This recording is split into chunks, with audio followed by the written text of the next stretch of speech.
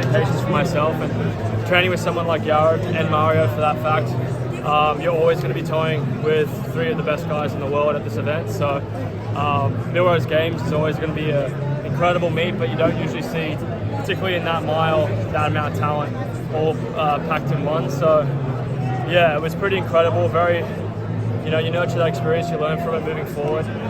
Not disappointed or unhappy with the 350. I'd love to get under 350, but it is February and I want to be firing in September. And the one thing I need to learn from these type of races and competitions is what can I use this for moving forward, particularly when it comes to rounds at World Champs, medaling, all that sort of stuff. And I'll be learning from my teammate too, Yared. I mean, the guy's incredible. He ran that race really well. I tried to hurt him a little bit early on when he tried to move, and he moved again. And then when I got behind him, I thought I could do what I did to Josh Kerr last year, just kind of sit on him and try and make another move, but he just ran away with it. He was a better man of the day, and Nuguse came through really strong as well. So third place, it's funny being disappointed with third place. When I was a few years ago looking at that, 350 in third place would be pretty exciting, but now I've put myself at a higher standard, and I know Mario too. Myself and Yared will go through and hopefully be back next year to make it a more interesting race. So really happy for Yared, happy for Mario too, Spanish record. I mean, the OAC team is doing extremely well. We're breaking the bank account of On, which is always a fun experience for a Swiss company to go through that kind of financial stress when you have so many amazing, talented, wonderful athletes coming here into New York, running national records and crushing races. So it's great to be a part of. It's a privilege to watch, and really looking forward to what the team has in store for the next coming weeks. And for me personally, I'll go to Australia, use the energy from this mile and hopefully crush and win a medal at the World Cross Country Champs. That's my plan moving forward for now. Another race just happened, but anything would have changed? It's hard to manage. I think maybe it was a bit too hot to start, maybe I could have come through, but it's hard to judge. I really thought with the training and everything that I've done moving forward, I could be on that 347 range. Would I have beaten Yared? Probably not, but I would have loved to have been under 350, and I think maybe if I was a bit more conservative moving forward early on in the race and then trying to close down hard. I mean, when I ran 347 in Oslo, I was in a different shape, but being behind Jakob and having someone to gauge off the entire time at an even pace, very different to going out hard and then kind of putting down the hammer in the last 400, running a 54, like extremely quick. So for me, I think maybe being a bit more conservative next time, but also just trying to trust my legs will keep me going. But in general, I think I'm just going to take what I can from this race, move forward to the next one and try and just improve on it. Last year running 350 at Millrose was like big for me because I knew a sub 350 should be in the future, like your fitness should improve. So that's what I'm looking forward to moving forward. There's lots of talk about national records in your training group. I mean, does a day like this kind of reframe things? It's like, oh, now world records can be discussed. Yeah, I mean, we did discuss. The one thing about that 347 mark is that it can be hit, and the people that are in my squad are the people that can hit those times. I mean, Yared is on a killer right now. I think 728 gave him a lot of confidence that he's like, I can run 347. And me running 347 in Oslo last year was like, I can run 347 indoors. But obviously you got to put it to fruition. You got to actually get there. And I think now when we look at the team that we have the competitiveness, but also the mutual interest of going out and trying to break world records, national records, but also just win races. I think the one thing about the sport that's fantastic is it can be any type of a race or event, and you will want to go out there and win it regardless. So that's something that we've really been excited about. And we'll hopefully grow together and make each other better about. Coming in, are you surprised Yared beat you? No, I'm not surprised. I mean, I think at the end of the day, I refrained this from, a couple of days ago, it was like I had two guys in my squad. One of them was fourth at Worlds, the other one is walking 329 guy, like ridiculous talent. But it could have been Mario. I could have won it.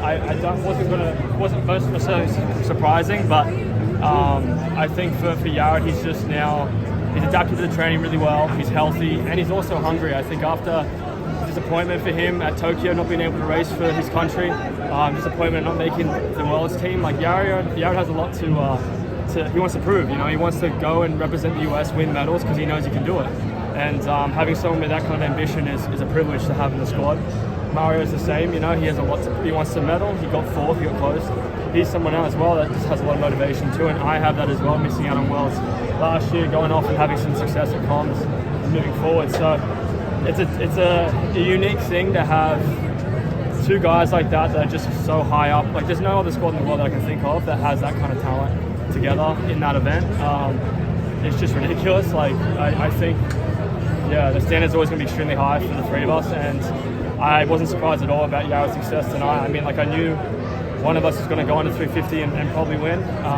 Nuguse was also going to be a threat. Cole Hocker found out he was obviously dealing with an unfortunate Achilles thing, but he was going to be a threat too. Like, but I think just that how dominant we are at the moment in training, I wasn't surprised Yared came through, and I saw Mario at the front giving it a good crack too. But yeah, Yared's I think he's just realizing now, or he realized from his 728 that he's on a different level, and he's going to use that moving forward for the rest of the season. What are your emotions when you beat you by that much? Because obviously as a teammate, you're really happy to win spots, but also he's a guy you're going to have to beat. Yeah, I mean, I ran against him a lot in college, and he used to outdip me all the time, and I bloody hated it. But you know, that Yared's an incredible talented athlete. It's an individual sport at the end of the day. We're all mates, good mates. Like, getting into the line, it's all business. And when that line finishes, it's over. Like, whatever the result is, it's over. You might be disappointed, you might be happy, but he's my teammate, and I'm extremely proud of him, and I'm happy for his success. And for me personally, I'm going to go back to the drawing board and try and improve and get better and try and beat him. Like, that's what everyone was going to try and do. Like, you know, he's done an incredible thing, and he's going to be a huge success for OAC and help me training-wise just reach the next level as well, having someone like that. But at the end of the day, yeah, when we get to the start line, we're not friends, we're competitors. And when we cross that finish line, we're mates again. And whether he ran bad or I ran well or vice versa, I'm extremely proud of him, and I'm very happy to have him on the team. He's a great energy, and I'm very, very happy for him overall. But yeah, as a competitor, you know, he beat me by 3 seconds, and I feel like with the training and everything that I've done, I've been right up him or in front of him. But at the end of the day, you know, you can only do the best you can on the race day, and I'm really, really happy to see him get success because he's someone that I know, watching it day in and day out, deserves it. Yeah, that's just the mindset going through it. It's going to be a different viewpoint than what I'm used to, because I was usually just me, you know. So that's going to be a different experience for sure. But it's one that I should take on and be excited about, because not many people get to train with someone like him. Not many people get to train with someone like Mario. So it's a privilege. Come runs in July, if all three of you can somehow find yourself in the same race as Mario and Yared, how much more dangerous will you feel? I feel like it'd be more dangerous for Ritz. I don't know how Ritz would deal with it personally, but I mean, potentially could happen. Sport's an individual sport. We're fortunate enough to have a team that everyone cares about each other, and that's a rarity with some teams. But yeah, it's going to be tough. I mean, you could be the three of us, two of us without a medal, one of the medals. Like, you're going to cross that line and be disappointed, but you've got to have that split second to realise that the teammate has just achieved something that is a huge goal in their life of the sport. So learning to have the humility to be able to cope with disappointment and happiness for your friend or your teammate is something that you've got to learn in this world. And I'm sure there'll be situations where I run well and the boys don't, and you know, it's going to go back and forth. But today I'm disappointed I couldn't win, but I'm very happy for Yared, and I'm happy that I fought for it and had a crack. And you know, 350 is something not to be upset about. It's something that I can move forward with throughout the season. But yeah, that possibility is probably going to happen, and I'm going to be interested to see how Rich deals with it. But that's the exciting thing about being with a team. Like, OAC and On now has such a high standard. Hopefully those standards will start to see results and medals, and multiple medals from our teammates. So, you mentioned how Yared hasn't competed at the world stage because at the Olympics didn't get to run, didn't qualify last year. Yeah. Someone like Jakob, do you think he's aware of the goose? Yeah, he knows. I mean, Jingy knows. Jingy watched the sub 4 workout, I'm sure, and he's someone that knows what's going on, but he's going to stay to his lane. And like, I mean, Yared's going to be someone that's going to have those new experiences of competing for rounds, competing for places in finals, whereas Jakob's like been there since he was 16, 17. So he has a lot of experience, and he'll use that experience to his advantage moving into these races, moving on. And I'll hopefully use the same experience. I ran at Olympics, I ran at Worlds, I ran at Commonwealth Games. So those type of races will hopefully give me the experience in those championship settings. Same with Mario. Yared obviously made the Olympics, wasn't able to run, but he'll have those opportunities and he'll get those experiences. But I think Jakob knows that his experience in those races will help him moving forward, and that's something Yared has to experience. I mean, Cocker was able to just crush it straight off the bat. 6 Olympic Games didn't phase him. Yared could be one of those athletes, or he could be one of those athletes that struggle. It's a part of his journey, and I look forward to seeing it because I know he'll be on a US team soon, and he'll crush it for the US. Is there any message you want to send from Yared to the OAC guys?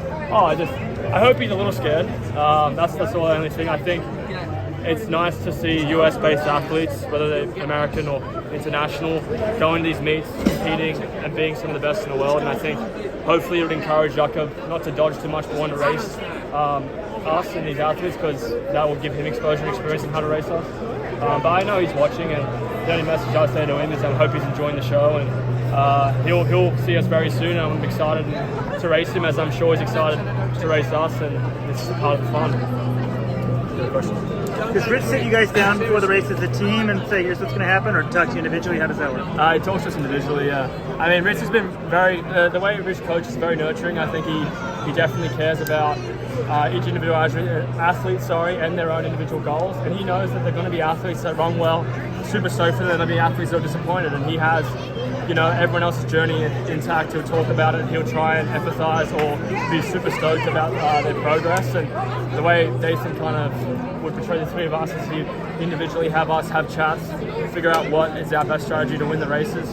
He wouldn't use us individually. Like when Rich talked to me about my plan, he said, what 347 feels like, get to the front, try and stay relaxed, 3 laps to go, try and just keep pushing forward and race it the best possible way you can, regardless of who's around you, because there will be people around you and they might be your teammates. And yeah, he probably said similar things to Yared and to Mario, but he doesn't sit us down together to talk about it. He just kind of individually took us off, and I think that way of coaching is good, because I think the three of us do want to have our own time with Rich to talk about our plan. Because at the end of the day, we are teammates. We'll warm up together, we'll have a good laugh, but when it gets to the line, we're all individuals and we'll all go and race. And then afterwards, Rich will talk to us individually and be great job, or I know you're disappointed, or congratulations on breaking your national record. So, he's great like that. He's been good like that with everyone in the squad, and I think it's getting harder for him because there's going to be more and more people now that he has to enjoy coaching. So that's kind of his process. I mean, what you do affects what Yared does. So if he says, exactly. You can go to Yared and go, always going to set the pace, and you don't even realize that. But well, that's why he'll just